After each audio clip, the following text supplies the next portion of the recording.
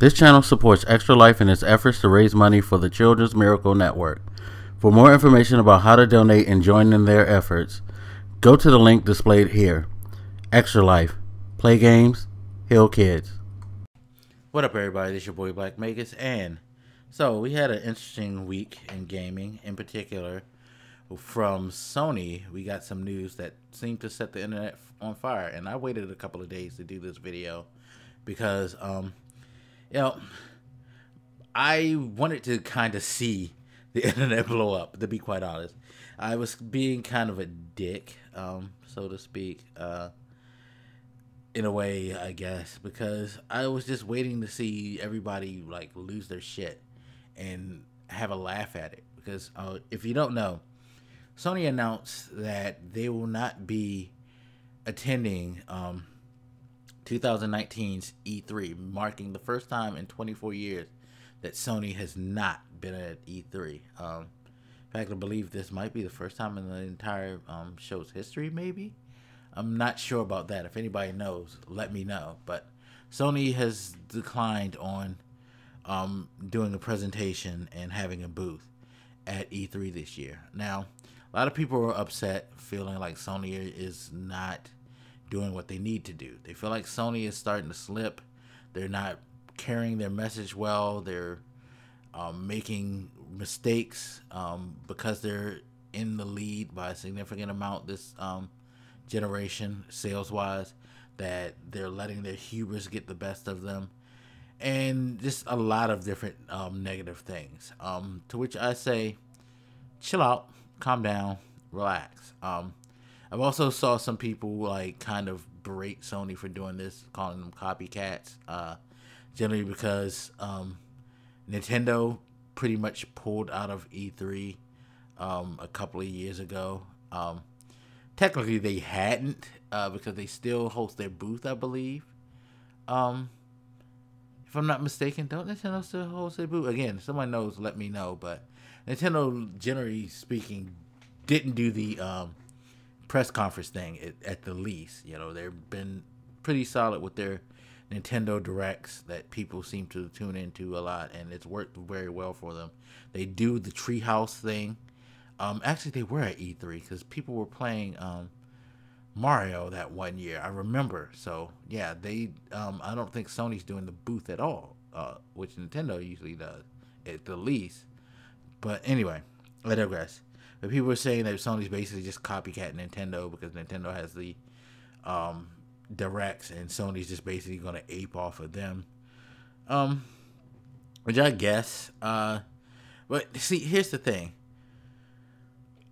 E3 is probably not the grandest stage as it used to be. And I listen to a lot of podcasts, gaming-centric podcasts, and I hear the people who, the like media people who attend, say pretty much the same as I just said. And that's where I get that from, is that E3 kind of beyond the press conference, you kind of don't need to be there because so much information either gets out before, or companies are so good at putting out their own information these days or doing their own special events that E3 is not the huge breaking ground as it used to be. It's not the thing that a lot of media companies were saying they didn't feel compelled to stay the entire time to check everything because, again, they can get access to this stuff by other means.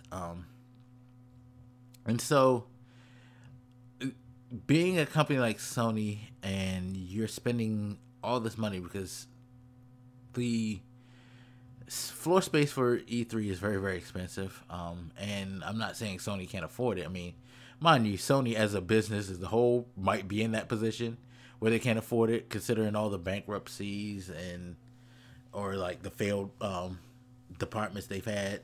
You know, how basically PlayStation carried them for a good while when the PlayStation 4 came out, I believe. Things like that. I don't see what's the problem with them wanting to save the money and use it towards something else, which is what I think they're going to do. I think what Sony's ultimately doing is that they're going to try to double more down on their own hosted things and on smaller venues. Like doing Paris Games Week is important for them because it's one of those events where a healthy amount of people attend, but not all their competitors attend. So it gives them kind of a all eyes on me type situation when it comes to the media because they're the largest people at a show like Paris Games Week and things like that. Whereas E3, everybody's like, snipping at each other. All the dogs are in the yard, and they're close to all going at it all at once. And maybe Sony's tired of that stuff too. The whole we gotta beat Microsoft thing. Because I think they realized something with their last E3 press conference when they did the whole tent thing that was really, really stupid, and they showed the 4 games. Showing content during E3 and doing any of these presentations is probably getting harder, especially when you tend not to develop while you have all these studios, you tend not to develop more than 4, 5 projects at once. And we've gotten a good bit of viewing from the products that they've been working on. And I don't think anybody's just going to randomly show up for a lot of the smaller stuff alone. So because Sony listens to what people say, and a lot of you out there who are pissing on Sony for backing out will piss on Sony too if they came to the show, only showed you a little bit more of Ghost of Tsushima, a new trailer for The Last of Us 2, maybe a new trailer for Death Stranding, and then a bunch of smaller indie games or whatever that they have coming to the PlayStation 4, or third-party games that they had coming. You'd be like, oh, what's this? You're just doing indies and you're just you don't really have nothing to go.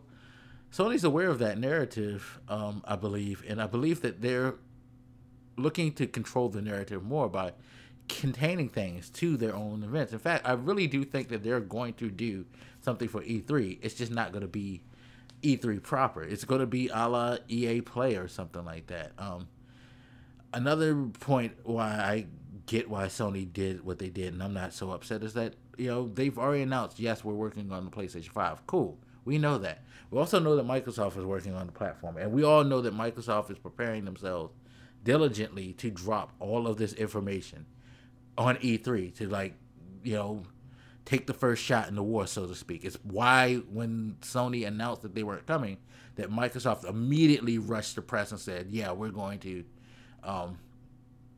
E3, so don't worry, guys. They immediately put that shit out on social media and everything, so everybody is aware, we'll be there, to quell any questions that people might have for them, and to kind of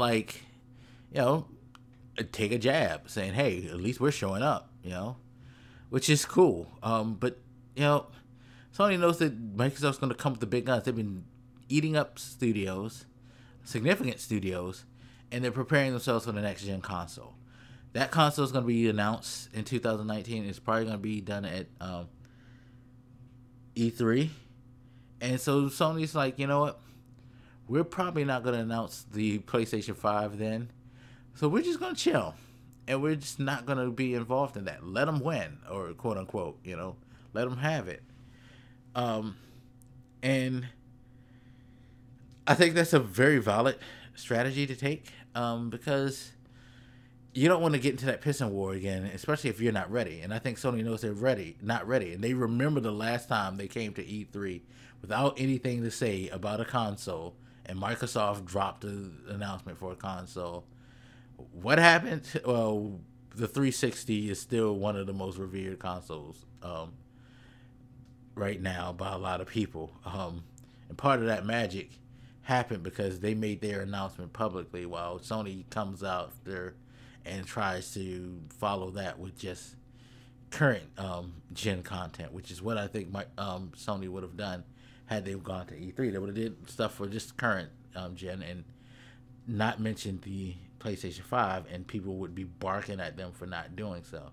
So, yeah, avoid that shit show. Avoid the cartoon, the circus, and just take the brunt of whatever criticism. Because believe you me, whenever Sony shows up on the scene, just like any of them, we all talk shit about all these gaming companies. when we want to. But when they show up on the scene, with something that is cool to us, all that shit gets tossed out the window. All those thoughts, like, y'all, whatever. You're ready to pronounce them king again.